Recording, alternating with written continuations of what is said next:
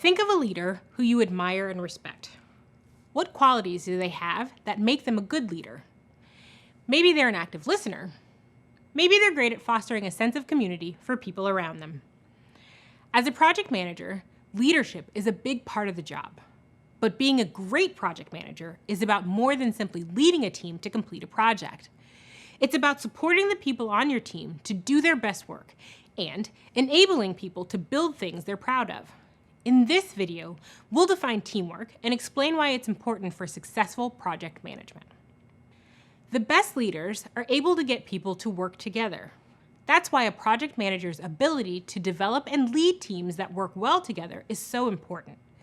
But before we go further, let's pause and consider, what exactly is a team? Though there are many different definitions of the word team, here's how we describe it here at Google. A team is a group of people who plan, solve problems, make decisions, and review progress in service of a specific project or objective. Team members rely on each other to get things done.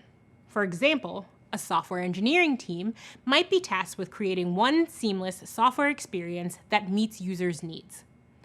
Beyond coordinating with the project manager, members of the software engineering team will also coordinate with one another as they work toward their shared goal. Teams differ from work groups, which we define as being based on organizational or managerial hierarchy. Though people within a work group might be working toward a common goal, their work is more likely to be coordinated, controlled, or assigned by a single person or entity. For example, a work group focused on quality assurance testing might be tasked with running a set of test plans. The group manager might split up that work and assign each quality assurance tester a plan to review. But unlike a team, the testers will work independently of one another to complete their tasks and will coordinate mainly with the manager and the development team of the feature they're testing.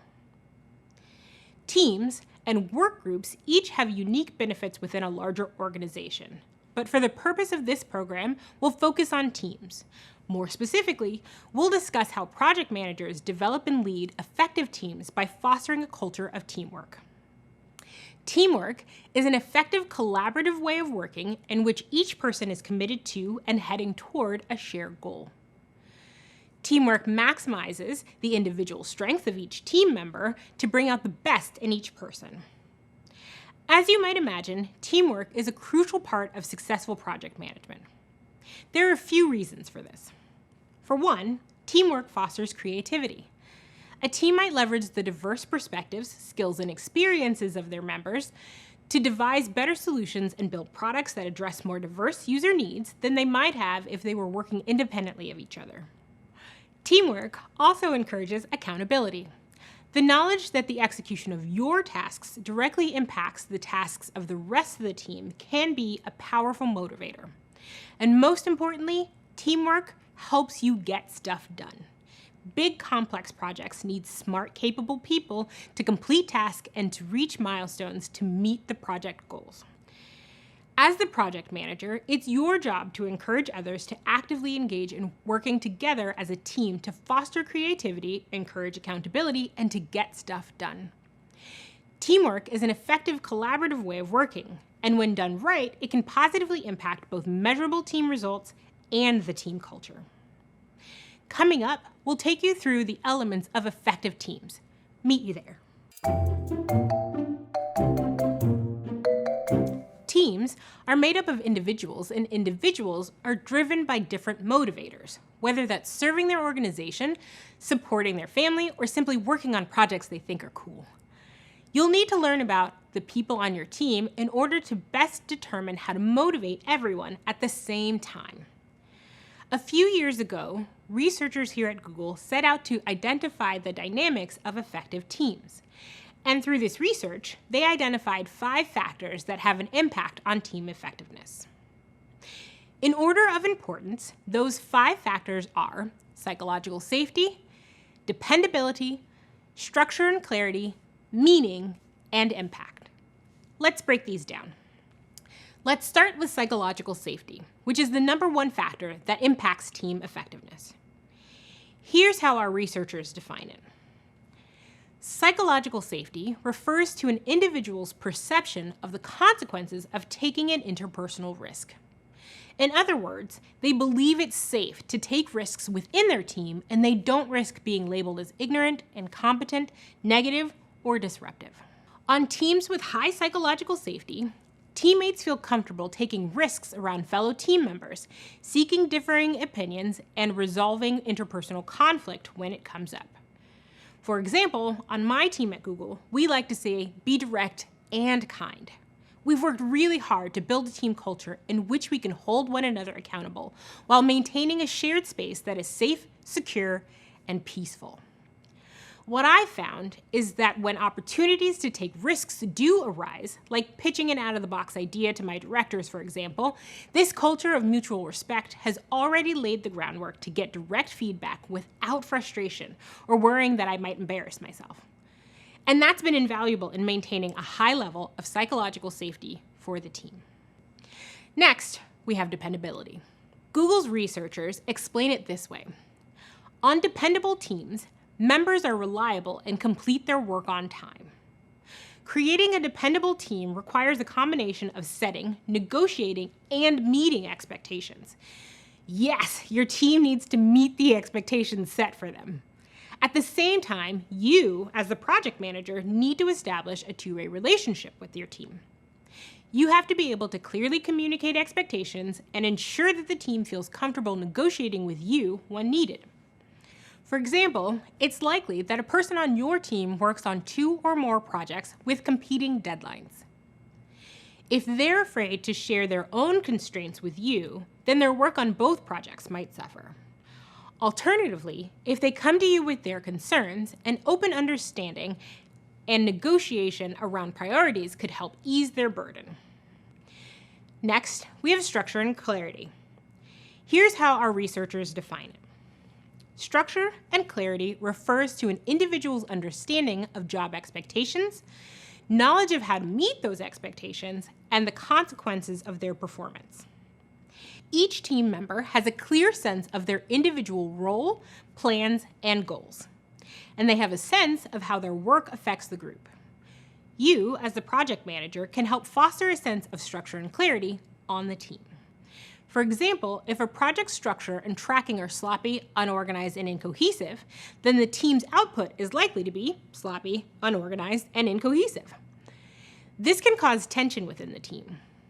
Alternatively, if you diligently engage in project tracking, your team will have clarity, feel more united, and will be able to effectively collaborate. Meaning also impacts team effectiveness. Google's researchers define meaning in this context as finding a sense of purpose either in the work itself or in the results of that work. For example, your teammates might find meaning in supporting themselves financially, helping the team reach its goals, or wanting their products to reach a new community of users. And finally, we have impact. Our researchers define impact as the belief that the results of one's work matters and creates change. It can be challenging for people to notice how their work can shift an entire ecosystem forward. Part of your role as the project manager is to help individual teammates identify how they drive impact, both within the team and beyond it. Project tracking can be a helpful tool for visualizing progress and impact. Meeting milestones, for example, demonstrates to the team how their individual tasks contribute to the larger project goals. For example, my team focuses on routing within Google Maps. The big idea is to focus on helping people to get to where they're going on time. So everything we do should make that experience incrementally better. And that's how we add impact. To recap, Google's researchers identified psychological safety, dependability, structure and clarity, meaning, and impact as the top 5 factors that have an impact on team effectiveness. Coming up, we'll discuss how project managers lead teams that reach project goals. There are a few key ways that project managers help build high-functioning teams who work together to meet project goals. They create systems that turn chaos into order. They communicate and listen. They promote trust and psychological safety. They demonstrate empathy and create motivation. They delegate responsibility and prioritize, and they celebrate team success. Let's go through each of those points one by one. Good project managers lead their teams by creating systems that turn chaos into order. You can do this by creating, implementing, and improving standardized, measurable, repeatable, and scalable workflows and processes for your team. For example, if you find that you're usually chasing down teammates for progress on their work, you might set up a process for how and when a teammate should let you know that they've completed a task. Think of creating systems as a kind of connect the dots puzzle. Being a project manager is sort of like that, but there are no numbers, just dots and a partial image. But we don't need the numbers.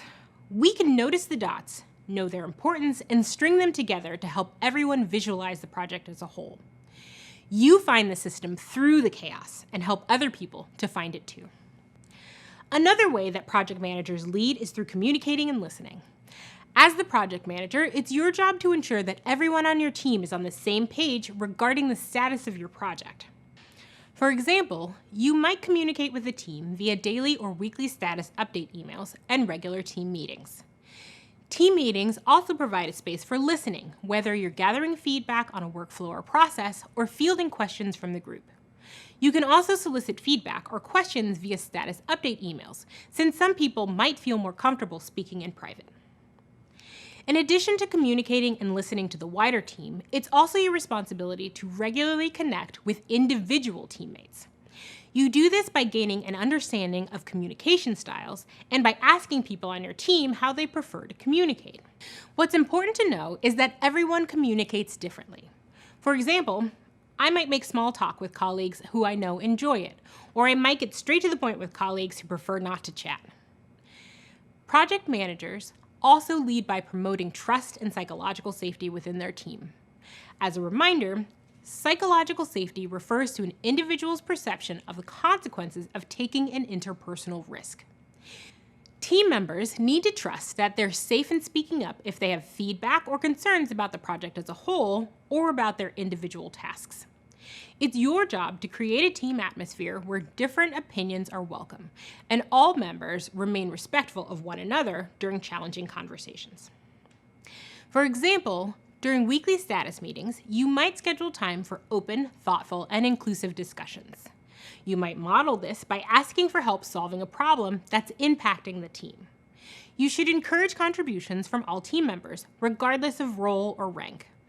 By doing this, you make clear to your teammates that they should feel comfortable challenging processes and workflows. And you make clear that critiques of the project and plans are welcome and valued, no matter who they come from. While it can feel challenging to provide and accept feedback, it's a healthy part of project management and usually makes for a better project outcome. On an individual level, project managers lead by practicing empathy and creating motivation for their team members. It's possible you've heard the phrase, "there's no I in team." And while that's true that teams need to work together to be effective, it's also important to remember that teams are made up of individuals with differing motivations and lives outside of work. You can demonstrate empathy for your teammates by being present, listening, and asking questions. During one-on-one conversations, avoid making assumptions about what the other person is thinking and feeling. If you're quiet and curious, there's always more to learn. In addition to showing empathy for my team, I also like to create motivation by recognizing a job well done through public forums, like in a meeting or a group email. Recognition tells people that they're doing the right things and motivates them to keep up the good work. Be sure to recognize good work and not just heroic efforts. Project managers also lead by delegating responsibility and prioritizing. Most projects will likely have multiple tasks taking place simultaneously, and it's your job to keep the team focused and heading toward the project goals and deliverables. By delegating responsibility for specific tasks to individuals on your team, you provide your teammates with the opportunity to add value using their particular set of skills. You also give yourself space to focus on the project as a whole. By prioritizing tasks, you reduce ambiguity and provide clarity for your team. If you think that a task is important but your team doesn't, they might work on whatever tasks they like. By prioritizing and making that prioritization known, you keep the team focused. Work with your team to build consensus around priorities. Explaining your rationale can help you get their buy-in and increase their commitment to the work. Lastly, project managers lead by celebrating team success, both at the end of the project and throughout it.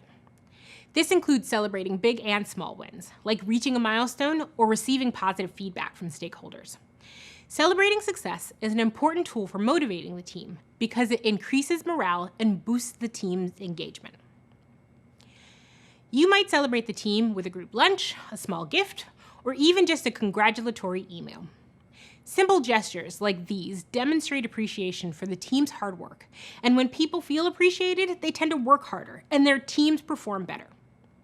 To recap, project managers build high-functioning teams in a few key ways: creating systems that turn chaos into order, communicating and listening, promoting trust and psychological safety, demonstrating empathy and creating motivation, delegating responsibility and prioritizing, and celebrating team success. As you grow in your career, you'll strengthen your ability to lead bigger and more complex teams, but the principles of teamwork will remain the same. Imagine that you're starting a new project with a brand new team of people. No one on the team has worked together before, so this will be a new experience for everyone. To better understand how your team might develop over time, let's discuss the psychologist Bruce Tuckman's 5 stages of team development: forming, storming, norming, performing, and adjourning. These stages of development illustrate how teams grow from a disparate group of people into a high-functioning unit. You might even recognize the characteristics of each stage from previous experiences working on a team. Tuckman's first stage of team development is the forming stage. At this point, everything feels shiny and new. Individuals on the team are just getting to know one another, and they're eager to make a good impression. And typically, they're excited for the work to begin. During this stage, you, as the project manager, should clarify project goals, roles, and context about the project. People are seeking guidance, and it's your job to provide that guidance. The second stage of team development is the storming stage. This is where things get a bit trickier. As people settle into their roles and the work on the project begins, the people on your team are interacting more and maybe disagreeing a bit. This is where feelings of frustration might emerge.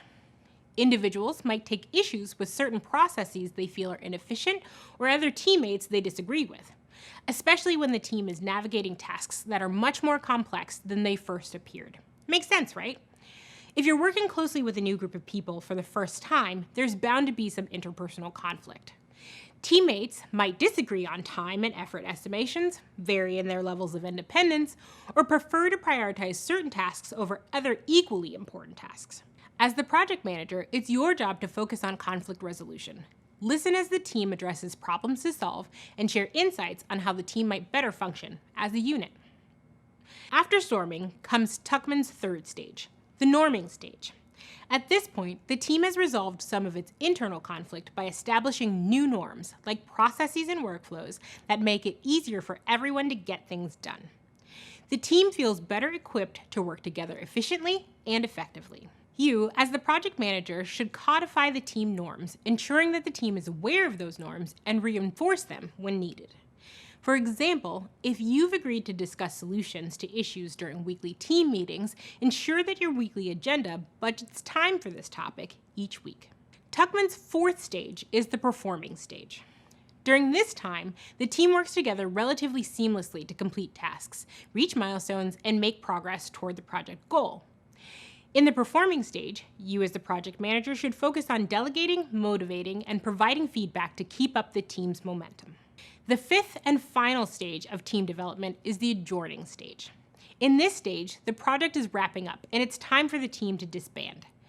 It can be a bittersweet time for the team, and you might want to mark the end of the project with a celebration.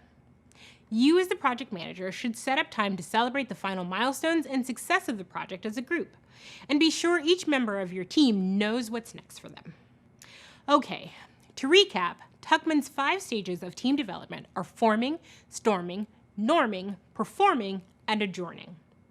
These stages of team development come together to form a helpful framework you can use to assess and recognize team dynamics and then adjust your management style accordingly. Team dynamics refer to the forces, both conscious and unconscious, that impact team behavior and performance. Managing team dynamics is a big part of determining how to motivate your team. It might be tempting to assume that people can go full speed ahead into a project, but in reality, it's important to take time to understand the dynamics of your team overall and how individual team members are fitting in. This is especially important during the more precarious forming and storming stages. Let's break down why managing team dynamics is so important. First, teams have individuals with different skill sets, varying degrees of autonomy, and competing priorities. It's your job to forge consensus and set clear purposes, goals, dependencies, and accountability. When teams function cohesively, they can focus on the tasks and objectives at hand. Another reason why it's important to manage team dynamics is that it helps you to create a collaborative and psychologically safe environment. When team members feel safe, they're willing to help one another and accept help when they need it. This benefits the entire project by keeping schedules on track. Though it can take time to get to the performing stage, using the norming stage as a time to foster a collaborative environment can help you get there quicker. Understanding and managing team dynamics can also help you understand how to motivate your team. Motivated team members are likely to contribute more to discussions, complete their tasks, and actively participate in other project activities. A positive team atmosphere can help employees feel empowered, more comfortable taking calculated risks, and more likely to seek out innovative solutions to complex problems. Remember, so much of team dynamics happens under the surface. Identifying and understanding the stages of team development can help you make sense of how dynamics are playing out on your team. Leading a project team comes with the responsibility to create a psychologically safe environment for the people around you. Through ethical and inclusive leadership, you can create a team culture that works for everyone and motivates the people around you to do their best work. In this video, you'll learn the definitions of ethical and inclusive leadership. You'll also learn about the importance of fostering a culture of respect, creating equal opportunity to succeed, and ways to invite and integrate diverse perspectives. So what do ethical and inclusive leadership entail in a team and organization? Let's start with ethical leadership. Ethical leadership is a form of leadership that promotes and values honesty, justice, respect, community, and integrity. You promote ethical leadership by defining and aligning values within your team and demonstrating how adhering to those values benefits the mission of the organization. For an example of this, consider how work culture has evolved in recent years. Around the world, employees working for organizations of all kinds have been calling on their employers to adopt ethical policy changes and to state their positions on current events. Companies can demonstrate ethical leadership by creating forums where employees can raise their viewpoints, be heard, and receive follow-ups from company leaders on employee concerns. Ethical leadership is closely tied to inclusive leadership. If ethical leadership's aim is to create forums where employees' concerns can be heard, inclusive leadership aims to put what we've heard into action to create an environment that encourages and empowers each and every member of our community. That, in turn, leads to more innovation and better solutions. Here's how we think about inclusion here at Google. Inclusive leadership is when everyone's unique identity, background, and experiences are respected, valued, and integrated into how the team operates. These differences improve the team culture, collaboration, innovation, and output. Inclusive leadership is related to diversity, in that diversity is the set of differences each of us possesses, whether visible or invisible, that gives us each a unique perspective on the world and our work. Inclusion is what the team does with that diversity of thought and perspective. At Google, we've identified 3 ways that managers can lead inclusively. These include fostering a culture of respect, creating equal opportunity to succeed, and inviting and integrating diverse perspectives. To foster a culture of respect, it's your job as a project manager to serve as a role model, set the tone for the team, and take action when needed. That means modeling the values of your organization, taking appropriate action if misconduct occurs, creating an environment in which team members feel comfortable speaking up with concerns, and recognizing team contributions regularly. To create equal opportunity to succeed, you should ensure that each person on the team has access to the information and resources they need to do their best work. You do this through regular communication, accessible documentation, and regular check-ins with the team to listen, share information, ask and answer questions, and provide support. As a project manager, you're in the perfect spot to identify work that might be a good fit for a person who really wants it, but who shies away from asking for it. Knowing an individual's aspirations will help you highlight these opportunities. Finally, to invite and integrate diverse perspectives, it's your role to cultivate a culture in which each team member's perspective can be openly shared, heard, and integrated into work-related decisions. You do this by creating a sense of psychological safety on the team and by inviting teammates to share their thoughts, ideas, and concerns, regardless of their role or rank on the team. Developing ethical and inclusive leadership skills requires regular practice. So whether you're leading a project team of 2, or 20, or 200, you should be diligent in building up your inclusive leadership skill set by creating an environment in which your team feels safe, heard, and values. You can do this by fostering a culture of respect, creating equal opportunity to succeed, and inviting and integrating diverse perspectives. There are a few techniques that project managers can use to influence the people they work with, both within a team and beyond it. But first, what do we mean by influencing? Influencing is the ability to alter another person's thinking or behaviors. We'll discuss the concept of influencing in the context of our Plant Pals project at Office Green. Let's say that your team would like to partner with a well-known chocolate manufacturer to create a bundle deal. With this deal, the client could choose to add on a high-quality chocolate bar with each plant they purchase. You decide to send an initial email to a partnership manager at the chocolate manufacturer to gauge their interest in the idea, and ultimately influence them to work with you. So, how do you go about writing that email that effectively influences your audience to consider your idea? Well, it turns out there are 4 tried and true steps of effective influencing.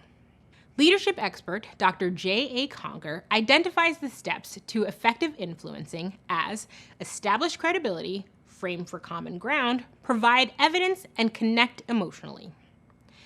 Let's discuss each step. The first step to effective influencing is to establish credibility. During this step, you make the case for why your audience should listen to you. According to Dr. Conger, credibility comes from 2 sources: expertise, and relationships. You need to demonstrate to your audience that you're an expert on a given topic, whether that's through professional experience, extensive research, or something else. And you need to demonstrate relationship credibility by establishing that you're honest, trustworthy, and someone who they'd want to work with. To establish credibility, you might kick off your Office Green email by greeting the recipient by name, then writing something like, "I'm Elita, a lead project manager at Office Green. Your colleague Alex passed on your contact information. Alex and I worked together to launch new services at Office Green before she joined your organization." In these opening lines, you've established expertise credibility by introducing your role at Office Green and by subtly highlighting that you've launched new services in the past. And to demonstrate relationship credibility, you've established that you and the recipient have a shared contact who has worked closely with you in the past and can vouch for your trustworthiness and emotional intelligence. The second step is to frame for common ground. In this step, you'll make the case for how your idea can benefit your audience. To determine this, you'll need a strong understanding of your audience and their values. In essence, what about your idea will appeal to them, and how will they stand to benefit from agreeing to your idea? In our Office Green email, you might establish that you've researched their organization extensively and believe that this new service might align with their current offerings. For example, you might write something like this: We're launching a service to provide top clients with desk plants, and we'd like to explore a bundle offering to pair high-quality chocolate with each plant order. I've admired your organization's push in recent years to work with other lifestyle and wellness brands, and I think there may be a great opportunity for us to collaborate. In this portion of the email, you've established that you've done your research on the organization and that their previous partnerships indicate that working together might be a great fit. The next step is to provide evidence.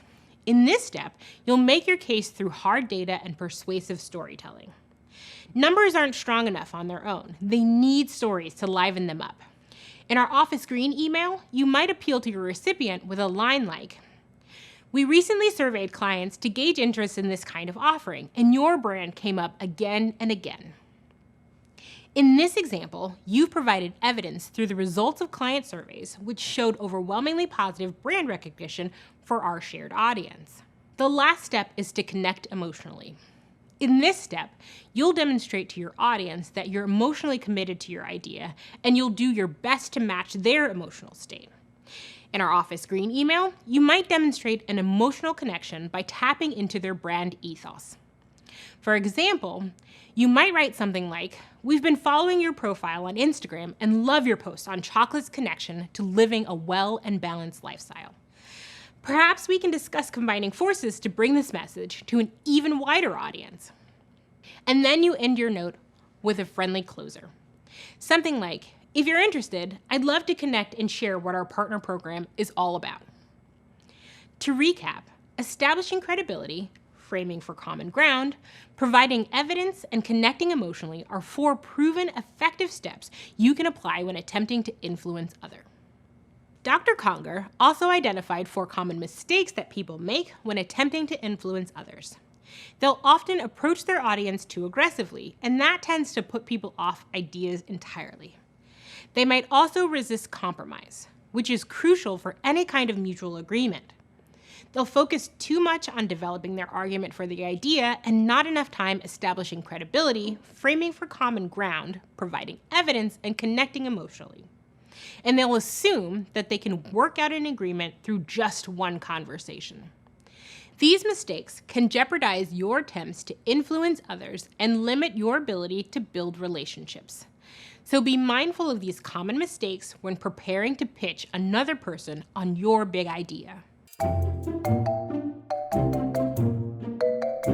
Earlier, you learned how your approach can impact your ability to influence others. But influencing is about more than just your approach. In fact, so much of your ability to influence others comes from your own sources of power.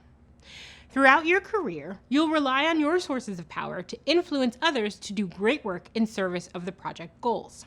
In his book, The Elements of Power, Lessons on Leadership and Influence, the researcher Terry Bacon determined that most power sources fall into 2 buckets, organizational and personal.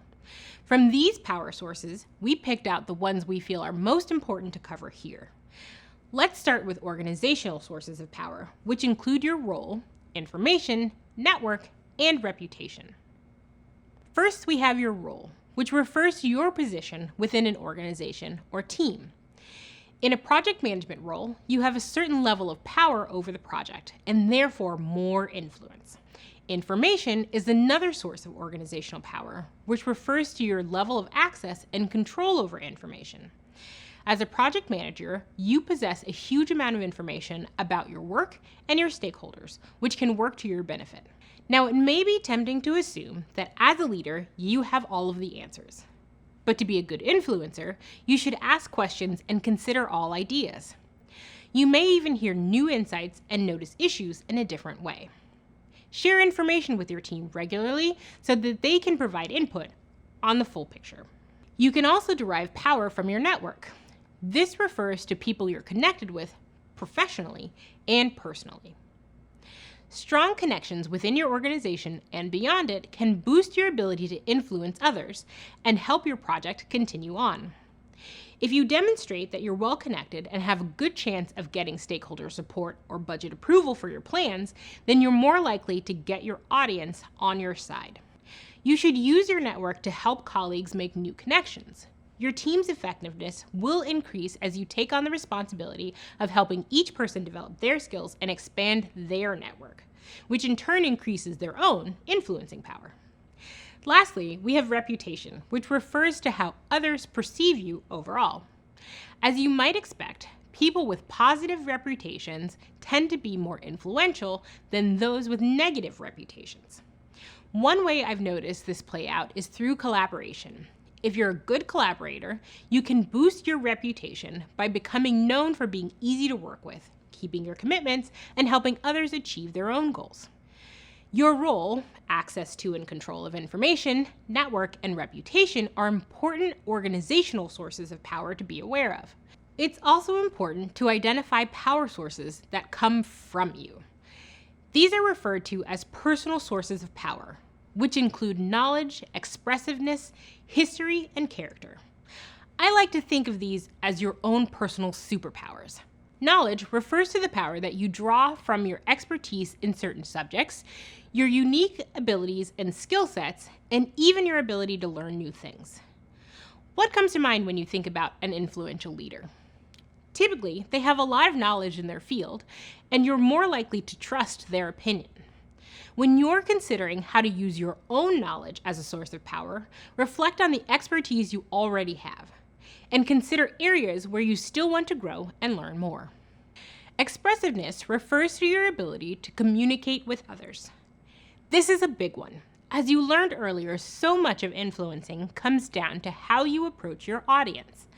Maybe you're a great storyteller, or maybe you're really good at connecting emotionally with people. Strong communication skills like these can significantly increase your ability to influence others. The next personal source of power is history. History refers to the level of personal history there is between yourself and another person. Makes sense, right? A strong relationship with the person you hope to influence can go a long way. As a project manager, you'll be managing team dynamics and building team relationships, which can help you build up personal history with the people around you. And finally, character. Character refers to other people's view of the qualities that make you, you, like honesty, integrity, kindness, and so much more. Character is a huge one. You'll derive an enormous amount of power from high estimates of your character. What personal characteristics do you value within yourself? These are the qualities that have the power to make you a strong, supportive leader for the people around you. Knowledge, expressiveness, history, and character are just 4 personal sources of power. But it's important to remember that there's so much wrapped in each one of these. There's trustworthiness, authenticity, wisdom, and on and on. There are so many attributes to draw power from. I like to think of these elements as personal superpowers. I learned early on in my career that my personal superpower is knowledge, specifically my innate curiosity. When I started at Google, I didn't have a background in software engineering. But I'm a naturally curious person, and I'm not afraid to ask questions. When I join a new team, I find the engineer who seems to have the most knowledge or experience, and I ask them to teach me how everything works.